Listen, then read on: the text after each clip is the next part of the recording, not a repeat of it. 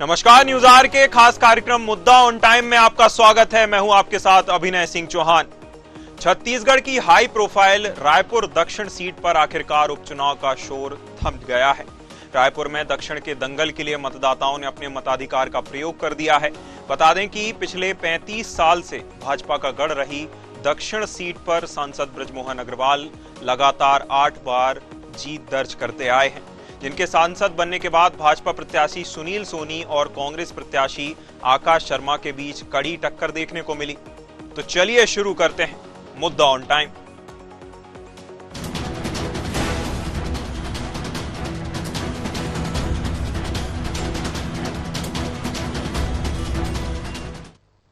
रायपुर दक्षिण में सांसद बृजमोहन का प्रभाव कुछ इस प्रकार है कि दक्षिण रायपुर की सीट को बृजमोहन अग्रवाल के नाम से भी जाना जाता है, जिसका सीधा असर सुनील सोनी को अपने वोटों के समर्थन में देखने को मिला।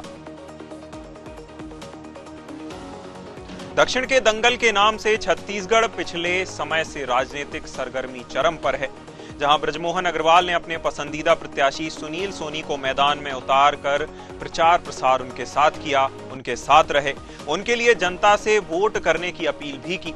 सांसद बृजमोहन अग्रवाल प्रत्याशी सुनील सोनी के सारथी की तरह हर रैली और प्रचार प्रसार में उनके साथ रहे। मुख्यमंत्री विष्णुदेव साय ने भी जनता से भाजपा प्रत्याशी के लिए जन आशीर्वाद मांगा।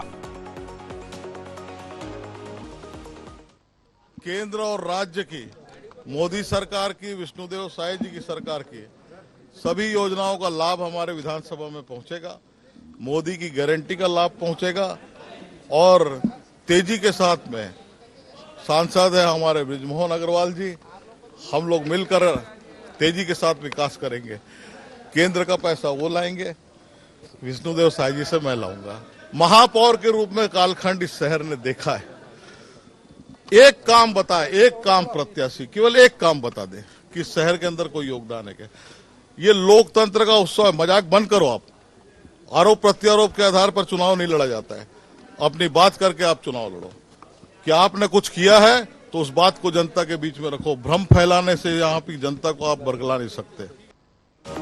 इधर रायपुर दक्षिण से कांग्रेस उम्मीदवार आकाश शर्मा ने कहा कि लंबे समय से सभी उपचुनाव जीतने का रिकॉर्ड कांग्रेस पार्टी के छत्तीसगढ़ में रहा है, लेकिन यह उपचुनाव कुछ पेचीदा है क्योंकि इस बार दक्षिण रायपुर में बृजमोहन अग्रवाल नहीं है।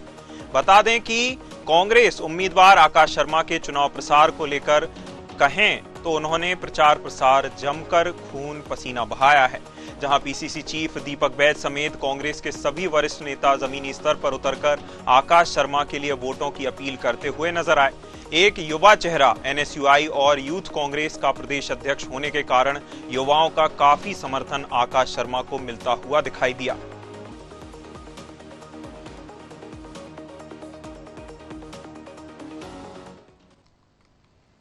आरोप बेनकाब आरोप है, झूठी बातें करने का काम है इनका।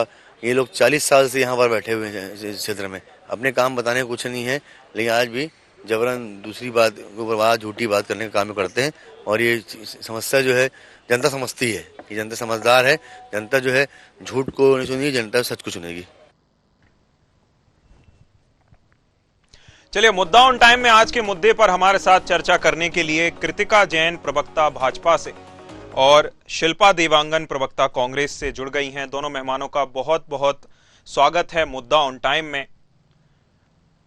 वरिष्ठ पत्रकार नागेंद्र वर्मा कुछ देर बाद हमारे साथ जुड़ेंगे। पहले हम चर्चा की शुरुआत कांग्रेस से ही करते हैं कि शिल्पा जी, पिछली बार बाला हमें दिखेगा सार या फिर इस बार बदलाव की बयार? नमस्कार जी। देखिए, ये चुनाव बहुत ही महत्वपूर्ण चुनाव है। इस चुनाव में दो जो प्रत्याशी हैं, भारतीय जनता पार्टी और कांग्रेस के जो प्रत्याशी है, सीधे मैदान पर एक निश्चित सांसद निश्चित नेता रह, निश्चित महापौर रह चुके हैं भारतीय जनता पार्टी के। उन सांसद जो है कांग्रेस युवा सक्रिय ऊर्जावान नेता आकाश शर्मा जी है और युवाओं को जिस प्रकार से दिल दुखाया भारतीय जनता पार्टी के बड़े बड़े बात करके तो युवा आज भारतीय जनता पार्टी के वादा खिलाफी से ढंग खाती परिचित है। भारतीय जनता पार्टी की सरकार जब 11 महीने से जो कार्य कर रहे हैं, उस सरकार किस तरीके से वादा खिलाफी हुआ है, ये हर वर्ग पहचान गया, चाहे महिला वर्ग हो, युवा हो, किसान वर्ग हो, या समाज के इस वर्ग के लोग। आज महिलाओं की बात कर लीजिए, दक्षिण विधानसभा में लगभग 1,35,000 अप्रोक्सीमेट महिलाएं हैं, महिला मतदाता वहां ज्यादा है। और जिसके दम पर विधानसभा चुनाव में वोट हासिल की है, वोट की राजनीति करी है, तो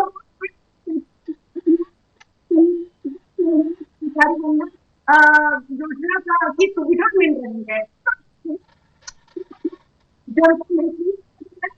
जनता इसी सारे एक मौका मिला है जनता को में चुनाव सरकार को, पर जनता ये बता किस प्रकार से जांच में वादा खिलाफी शायद सरकार की तरफ से हुई है, किस प्रकार से अपराध का गढ़, किस प्रकार से ये जो है निष्क्रिय अपने नेतृत्व को निष्क्रिय सांसद महापौर मैदान नहीं है, रिमोट सरकार चलाते रहे हैं।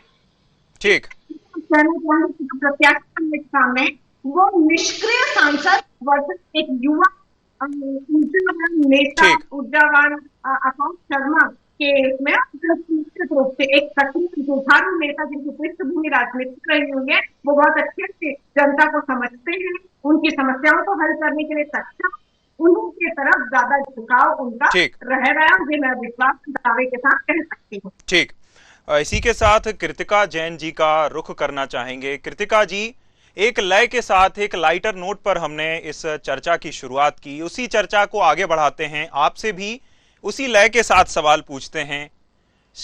कृतिका जी, इस बार कितने वोटों का रिकॉर्ड पार? जी मैं अपना सवाल आवाज नहीं, अभिनय जी आपकी आवाज कर जी कृतिका जी, मैंने सवाल ये पूछा कि इस बार कितने वोटों का रिकॉर्ड होगा पार? देखिए, रिकॉर्ड की तो बात छोड़ देते हैं हम कि हम आंकड़ों पे नहीं जाते, क्योंकि अगर आंकड़ों पे जाएंगे तो 2023 का चुनाव भाजपा जीत ही नहीं रही थी जी। ठीक है, बात आंकड़ों से नहीं करते हम। 23 तारीख को आपको रिजल्ट दिखाएंगे और जो ऐतिहासिक मत होने वाला है उसको हम ससम्मान आपके मीडिया के थ्रू लोगों तक पहुंचाएंगे कि भाई हमने इतने मतों का रिकॉर्ड बनाया है।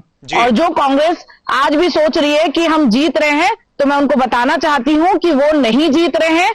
आने वाला समय उपचुनाव इस बार भाजपा अपने तरफ जीत ले जा रही है, और इसके लिए मैं हमारी बहन को बोलना चाहूंगी कि कांग्रेस ने जितना भ्रष्टाचार किया है, ये हर बार कहते हैं कि लोग जाग रहे हैं, अरे लोग जागे तभी ना 2023 में भाजपा की सरकार बनी है।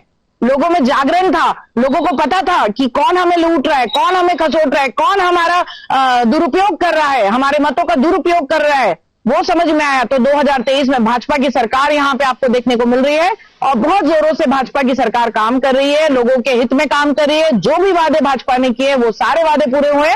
इसलिए मैं डंके के चोट पे कहती हूं कि ये उपचुनाव हमारा है, और ये उत्साह भी जो मैं भाजपा के कार्यकर्ताओं में, भाजपा के नेताओं में, भाजपा के वरिष्ठ नेता जितने भी थे सभी वहां पे थे। कांग्रेस के कितने वरिष्ठ नेता जो दक्षिण के थे वहां उपस्थित नहीं हुए, जो दावेदार थे उनका वहां पे रूठा हुआ जो चेहरा था वो हमको देखने को मिल रहा था।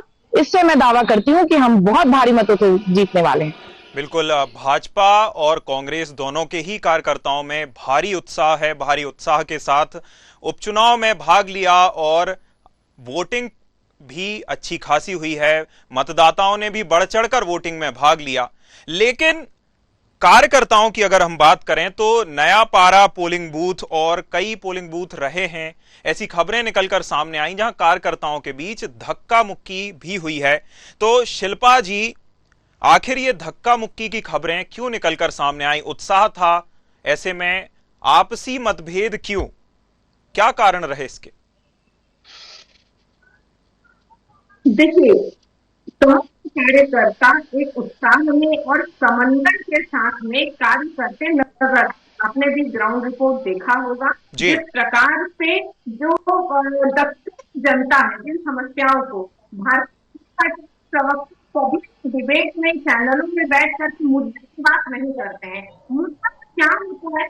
दक्षिण विधानसभा में सबसे बड़ा मुद्दा अपराध का। उन्होंने 11 महीने में प्रदेश साथ विधानसभा को एक अपराध का दंड दिया। आप देखिए, कुछ दिन पहले ही बलात्कार की घटना हुई और उसके पहले आदिवासी छात्र की हत्या की जो घटना सामने निकल कर आई है, वो इतने मामले सामने आए हैं जिसको सरकार नहीं कर पा रही है।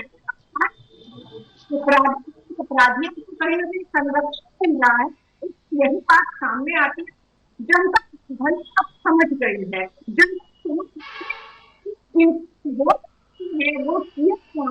वो जनता ने वोट किया है इस वादा खिलाफी के अगेंस्ट में, जनता ने वोट किया है नशेखोरी के विरोध में, जनता ने किया है अपराध के विरोध में। जो महिलाएं हैं, जो उपचुनाव हुए क्षेत्र की जो महिलाएं थी, वो सुरक्षित रहे। राजनीति की बात न करें तो जो रहने वाले रहवासी हैं, उनकी माताएं रहने घर से बाहर जो है, उन अनाचार और दुराचार नहीं हो रहा है, उनके साथ कोई अत्याचार नहीं हो रहा है। बहुत पूरे प्रदेश में बना हुआ है। ठीक ठीक ठीक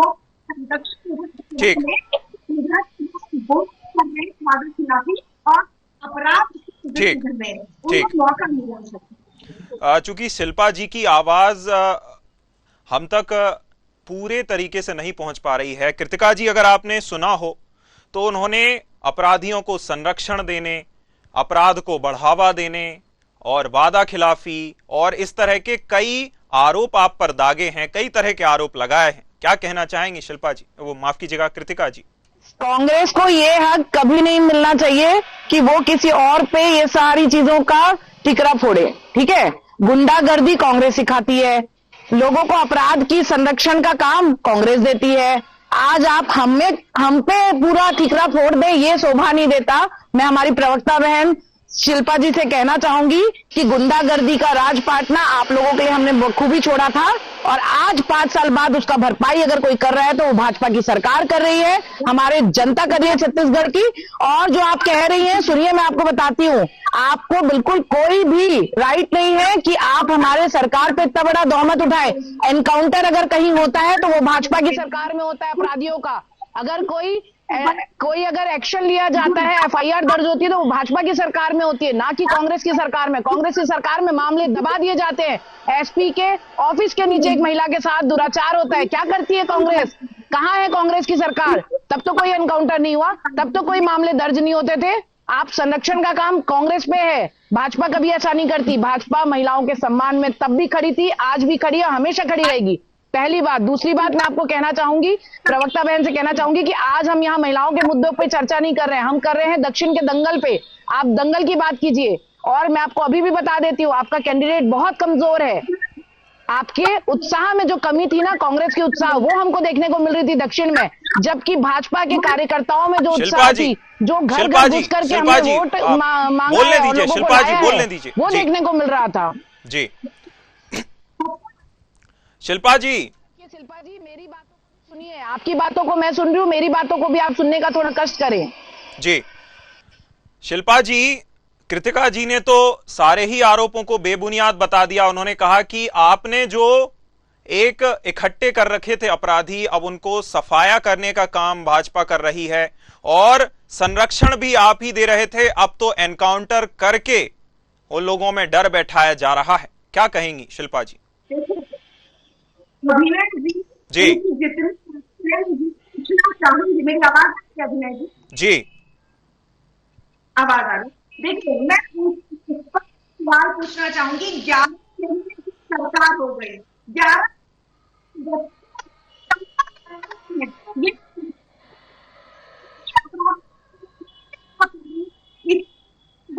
ये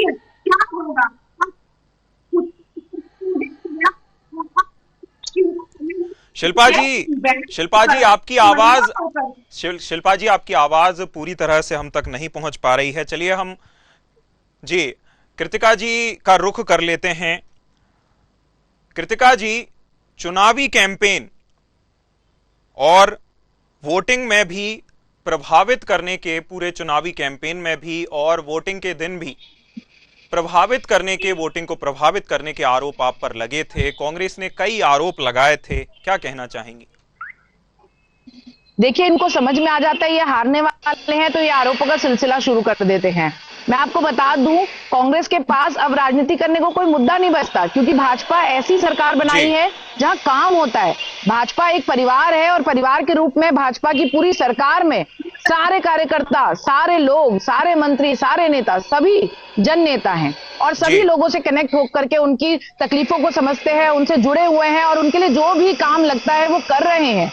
तो इनके पास कोई मुद्दा नहीं बनता। तो ये क्या करते हैं, ये अब आरोपों का सिलसिला शुरू करते हैं, ये आरोप वो आरोप, क्योंकि काम तो इनसे हुआ नहीं। 5 साल जनता ने इनको दे दिया था। अच्छा, गलती से ये एक दूसरे को काटते कटाते, इनको खैर मैं बधाई देती हूँ कि कांग्रेस हमारे लिए एक काम आसान कर देती है, कटने कटाने में अपने आप को ही काट लेती है। इस चीज में तो कांग्रेस को मैं हमेशा से बधाई दे रही हूँ कि धन्यवाद आपका कि हमारी सरकार बनाने में कहीं ना कहीं इनका भी हाथ है। इनके बड़े बड़े नेताओं ने एक दूसरे को काटने कटाने में एक सरकार हमारी बनवा दी। ठीक, इसी के साथ ही हमारे साथ नागेंद्र वर्मा वरिष्ठ पत्रकार भी जुड़ गए हैं, उनका भी रुख कर लेते हैं। नागेंद्र जी, आपका स्वागत है माफ कीजिएगा मुद्दा ऑन टाइम में। इसी के साथ आपसे पहला सवाल यह है कि कांग्रेस ने पोहे के साथ मतदाताओं को पोहा पार्टी देने के साथ ही नमक खिलाया। भाजपा ने आवागमन के लिए व्यवस्था की थी मतदाताओं को लाने ले जाने के लिए। इसका कितना प्रभाव हमें नतीजों में देखने को मिल सकता है? जिस तरीके से बूथों में आम मतदाताओं की भीड़ वैसी नहीं लगी जैसी अपेक्षा थी। लोग बड़े नीरस सा वातावरण हो गया था चुनाव करने के।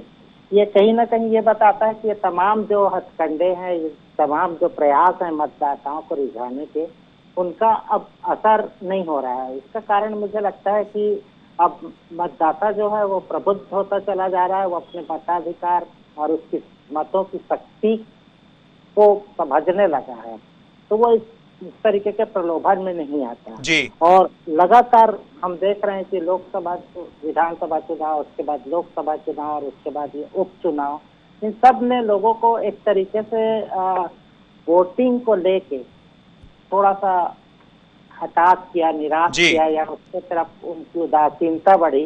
ये भी अपने आप में एक बड़ा मुझे लगता है कि नोटिस करने वाली चीज है। राजनीतिक दल को इन सब चीजों को समझने की बेहद जरूरत पड़ेगी आगे चल के। अब नई जनरेशन या नए लोग जो हैं वो इन सब चीजों से ज्यादा प्रभावित नहीं होते।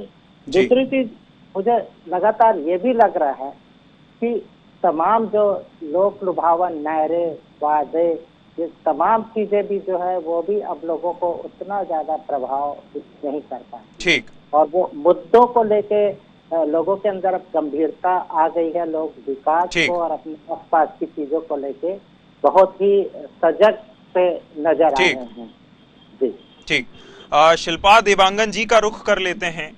शिल्पा जी, चुनावी कैंपेन में ब्रजमोहन अग्रवाल सुनील सोनी के सारथी के तौर पर उनके साथ रहे। चुनाव प्रचार में उनके साथ साथ गए, साथ साथ आए और सुनील सोनी जो हैं वह पूरे कैंपेन के दौरान अपनी जीत को लेकर आश्वस्त रहे। क्या लगता है फिर भाजपा आ रही है? देखिए, जिस प्रकार से वरिष्ठ पत्रकार महोदय कह रहे थे कि जनता अब मुद्दों की बात करना चाहती है, जनता जिस समस्याओं से घिरी हुई है, 11 महीने की सरकार हो गई, ये कब तक बयानबाजी करते रहेंगे? 11 महीने में तो एक बच्चा भी चलना सीख जाता है, परंतु सरकार ऐसे कुतर्क देती है। भारतीय जनता पार्टी के प्रवक्ता जो हैं चैनलों में बैठकर ऐसे कुतर्क दे रहे हैं कि जैसे इनका अपराध पर नियंत्रण करने की मंशा ही ना हो, इनकी असंवेदनशीलता साफ और स्पष्ट नजर आ रही है। मैं बात कर रही थी दक्षिण विधानसभा में जो नशाखोरी के मामले बढ़ रहे हैं, इस पर बात नहीं करना चाहती। इनकी कोई प्लानिंग नहीं है कि किस प्रकार से नशाखोरी को ये कंट्रोल करेंगे। ये जो बलात्कार के मामले, हत्या के मामले हो रहे हैं, उस पर कैसे कंट्रोल करेंगे। ये सिर्फ आरोप प्रत्यारोप करते हैं। जब भी इनसे सवाल पूछा जाता है, ये कांग्रेस की तरफ उंगली दिखाने का कार्य करते हैं। मैं ये कहना चाहती हूँ कि जितने भी घर हैं, एनकाउंटर किसने कराया शिल्पा जी? 80,000 एनकाउंटर कांग्रेस की सरकार ने करवाया क्या? आप तो मुद्दों पर बात करती नहीं अच्छा, है। 80,000 अच्छा, हम काम करते हैं, हम बात नहीं करते आपकी तरह। दौर में हम काम करते हैं। को ये पता चला है कि बिजली बिल के अधिकता से, बिजली तो कम आती है, बिजली बिल बहुत ज्यादा आता है। इससे हर घर, हर सदस्य परेशान है। कौन कह रहा है कांग्रेस की सरकार में डबल बिजली बिल होने का वादा करती थी? समझ गई है इनकी डबल हो गया था बिजली बिल कांग्रेस की सरकार में। हताश हो चुकी है, शिल्पा जी, निराश हो चुकी है, और अब मौका मिला है कि इनकी वादा खिलाफी के विरुद्ध ये वोटिंग करने का मौका इनको मिला है। मैं मानती हूँ कि एक सीट से शासन को कोई फर्क नहीं पड़ेगा, परंतु जनता के सामने एक मौका था, मौका है कि ये साया सरकार की वादा खिलाफी के, भारतीय जनता पार्टी की वादा खिलाफी के अगेंस्ट में ये वोटिंग करने का एक सुनहरा मौका था। और निश्चित रूप से मैं दावे के साथ कह सकती हूँ कि जनता अपनी समस्याओं से निजात पाने के लिए भारतीय जनता पार्टी के विरुद्ध वोट करेगी। ठीक। कृतिका जी, जो आकाश शर्मा हैं वह युवा नेता हैं और भाजपा पर आरोप लगे थे कि भाजपा सिर्फ युवाओं की बात करती है, युवाओं को मौका नहीं देती। चूंकि आकाश शर्मा युवाओं में अच्छी पकड़ रखते हैं, तो युवा चेहरा उतारने का फायदा क्या इस बार कांग्रेस को मिलेगा? कहीं इनको नुकसान ना हो जाए कि युवा चेहरा उतारने का। वैसे युवा चेहरा के लिए मैं इनको बधाई भी देती हूँ, धन्यवाद भी देती हूँ कि आपने युवा चेहरा उतारा है, बहुत अच्छी बात है। लेकिन इनके जो पुराने नेता नाराज हुए हैं, जो कैंपिंग पे नहीं आ रहे हैं, उसके लिए इनका जो नुकसान होने वाला है वो आपको देखने को मिलने वाला है। प्रमोद दुबे जैसा एक बड़ा नेता इन्होंने खोया है। इनका कहां था प्रमोद दुबे जी, कहां थे वहां पे? मेरे को तो प्रमोद दुबे जी कहीं कैंपिंग में नहीं दिखे। आज अगर बृजमोहन जी वहां के 8 बार के विधायक मंत्री रहे हैं तो वो वहां पे उपस्थित थे। सुनील सोनी जी के पूरा कदम से कदम मिला करके अगर कोई चल रहा था तो वो एक चेहरा थे बृजमोहन अग्रवाल जी। आप हमारे बड़े नेता जितने भी थे सारे वहां उपस्थित थे, आप देख सकते हैं। और दूसरा मैं कहना चाहूंगी, इनको नुकसान होने वाला है क्योंकि तजुर्बा कहीं ना कहीं बड़ा होता है। एक पार्षद, एक महापौर और आज सांसद और अब विधायक के रूप में सुनील सोनी जी को आप देखने जा रहे हैं। ये कहीं ना कहीं उनका तजुर्बा है, जन उनको पसंद करता है, तभी वो इतनी बार जीते हैं। हर बार कांग्रेस इन पे प्रश्न चिन्ह लगाती है कि भाई इनको बना दिया, इन्होंने काम नहीं किया। अरे काम नहीं करते तो क्या जनता उनको बार बार ऐसा मौका देती, उनको गद्दी पे बिठाती, उनको जीत का शहरा पहनाती? मैं पूछना चाहूंगी शिल्पा जी से, आप बताइए, अगर आप काम नहीं करेंगे तो क्या जनता आपको जिताएगी? नहीं जिताएगी, पहली बात। दूसरी बात सुनिए शिल्पा जी, अभी मेरी बारी है। आपने बोला, मैंने शांति से सुना, अब मेरी बारी है, आप सुनिए, फिर आप बोलिएगा, मैं सुनूंगी। एक गरिमा बनी रहेगी इस डिबेट की भी।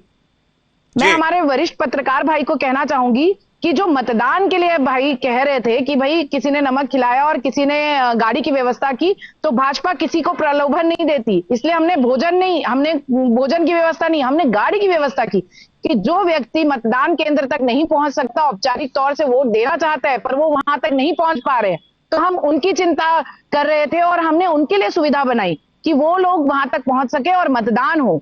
और रही बात, मैं एक नेता हूं, साथ ही मैं एक भारत देश की नागरिक हूं, तो मैं जनता से अपेक्षा करती हूं कि वो कम से कम वोट डालने जाए। अरे अगर आपको कोई पार्टी से दिक्कत है, चाहे वो कांग्रेस हो चाहे भाजपा, तो नोटा है, आप नोटा में डालिए, एक मुद्दा बने कि लोगों को पता चले कि हाँ भाई हमारी सरकार अगर काम नहीं करे तो हमको भी समझ में आए कि हाँ हम काम नहीं कर रहे। पर वोट कीजिए, वोट अपने एक एक वोट की कीमत को समझने का मैं आग्रह करती हूँ आपके चैनल के माध्यम से। मैं सभी लोगों से निवेदन करूंगी कि कभी भी कोई चुनाव हो तो वोट डालने जरूर जाए। ठीक, वोट अधिक से अधिक करने चाहिए, अपने मताधिकार का प्रयोग, जो आपको मताधिकार मिला है उसका ज्यादा से ज्यादा प्रयोग होना चाहिए। इसी के साथ मैं नागेंद्र वर्मा जी का रुख करना चाहूंगा। नागेंद्र जी, हमने चुनाव के कैंपेन को लेकर, मुद्दों को लेकर, दावों को लेकर चर्चा की। दोनों ही जो प्रत्याशी हैं उनकी जो किस्मत है भाई ईवीएम में कैद हो गई है, लेकिन जब 23 तारीख को ईवीएम का पिटारा खुलेगा तो किसके पक्ष में खुलेगा?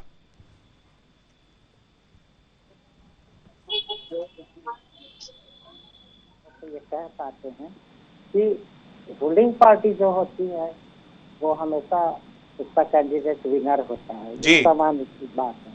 लेकिन अभी इस चुनाव में खास तौर पे दोनों प्रमुख राजनीतिक दलों ने एक बड़ा दावा किया था कि हम बेहतर प्रदर्शन करेंगे, हम ज्यादा से ज्यादा लोगों को आकर्षित करेंगे, हमारे पास ज्यादा से ज्यादा वोट इकट्ठा होगा।